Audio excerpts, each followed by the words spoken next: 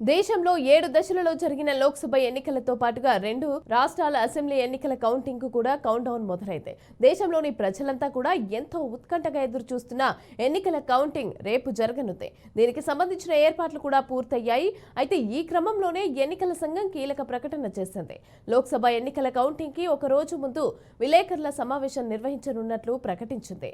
ఇవాళ press meet నిర్వహించనున్నట్లు EC తెలిపింది. ఓటింగ్ ముగిసిన తర్వాత ఎన్నికల సంఘం మీడియా సమావేశం నిర్వహించడం ఇదే తొలిసారి. ఇక గత లోక్సభ ఎన్నికల వరకు ప్రతి దశ ఓటింగ్ తర్వాత డిప్యూటీ ఎలక్షన్ కమిషనర్ మీడియా సమావేశాలు నిర్వహించేవారు.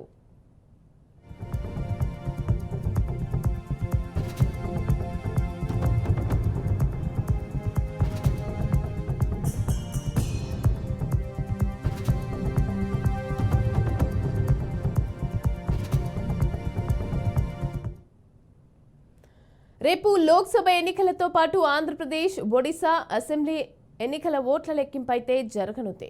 ఉదయం 8 గంటలకు ఈ ప్రక్రియ ప్రారంభం కానుంది. ఇక ఇందుకు సంబంధించి ఈసీ ఇప్పటికే కీలక సూచనలు చేసింది.